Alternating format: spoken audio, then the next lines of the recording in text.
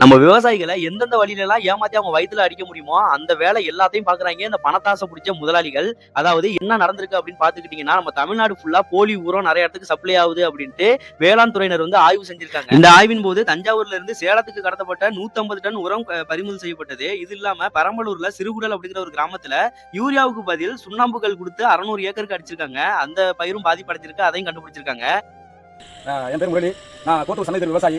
நேற்று முதல் நாள் இங்கே கோமலாப்பட்டியில் இருக்கிற சக்திவேல் உர கடைக்கு உரம் எடுக்க வந்தேன். இங்கே டிஏபி 14 மூட்டை டிஏபி எடுத்து கொண்டு போய் முந்தா நாள் ஆளுங்க வச்சு அடிச்சிட்டேன். அது என்னன்னா அடிச்சு கடைக்கு அண்ணன் பார்த்தீங்கன்னா வெறும் களிமண் பொறுக்கு இதை தவிர வேற எதுவுமே இல்லை. சரி நாள் அப்படியே இருந்துச்சு. ஏன்னா இப்படி இருக்கே அப்படின்ட்டு முழு மூட்டை எடுத்து பிரிச்சு தண்ணியில் காசினா ஒரே களிமண் வேற எதுவுமே இல்லை. அதுக்கப்புறம் என்னன்னா அது கலப்படமா வரும்னு சொல்லி வெளியில வந்து அதிகாரி வந்து கடையை வந்து சீல் வச்சிருக்காங்க. சீல் வச்சதுக்கு அப்புறம் நாங்க இன்னைக்கு என்ன போலியான ஒருத்தர் விற்க வந்துட்டீங்களே அப்புறம் இல்ல கடையை வந்து தொடர்ந்து வியாபாரம் பண்ணிட்டு இருக்காரு. என்ன கடையை சீல் வச்சிருக்காங்க நேற்று நீங்க கடை வியாபாரம் பண்ணிட்டு அப்படி கேட்கல. இல்ல நான் வந்து சாமி கும்பிட வரேன் அப்படின்னு சொல்றாரு. வியாபாரம் பண்ணிட்டு இருக்காரு பக்கத்துல. அதே சமயத்துல நான் ஒரு மூட்டை யூரியா எடுக்கிறேன். ஒரு மூட்டை யூரியா 270 ரூபாய். இந்த 270 ரூபாய்க்கு நான் யூரியா எடுக்கல. 650 ரூபாய்க்கு 300 டன் வரத எடுத்தா நான் யூரியா கொடுப்பேன்னு சொல்லி கொடுத்தாரு. அதை எடுத்தா வேப்பம் நாங்க சொல்றாரு. அது வேப்பம் நாங்க கிடையாது. வெறும் சாணி வரும். அவங்க குப்பை உள்ள வெட்டி கொண்டாந்து தனியா ஒரு சாக்குல கொண்டாந்து போட்டு வியாபாரம் பண்றாரு. தொடர்ச்சியா அவர் மேல இதே குற்றச்சாட்டு வந்துட்டு இருக்கு எங்க பார்த்தாலும். கோமலப்பேட்டையில் உள்ள ஸ்ரீ சக்தி ஏஜென்சிஸ் அப்படிங்கிற ஒரு உரக்கடையில வந்து 169 டிஏபி மூட்டைகள் வந்து போலியான மூட்டைகள்னு கண்டுபிடிக்கப்பட்டு அதை பறிமுதல் செஞ்சிருக்காங்க. அது மட்டும் இல்லாம வேளாண் துறையினர் அந்த கடைக்கு வந்து சீல் வச்சுட்டு போயிருக்காங்க.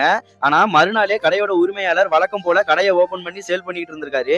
இதை பார்த்துட்டு விவசாயிகள் எல்லாரும் இரவன் கூட பார்க்காம இது போல சம்பவம் இனிமேலும் நடக்காம இருக்கணும் அப்படின்னா விவசாயிகளாகிய நம்மளும் கொஞ்சம் விழிப்புணர்வோட இருக்கணும். ஒரு கடைக்கு போய் நம்ம உரம் இல்ல வேற மருந்து எது வாங்குறதா இருந்தாலும் நம்ம உரம் வாங்குறோம் அப்படின்னா அதை கொஞ்சம் தண்ணி ஊத்தி கலக்கி பார்த்தோம்னா அதுல மண் வருதா இல்ல களிமண் இருக்கா என்னன்னு நமக்கு தெரிஞ்சு போயிடும். அதே மாதிரி கையை வச்சு உடைச்சு பார்த்தோம்னா நெகத்தால உடைக்க முடியாது ஒரிஜினல்னா.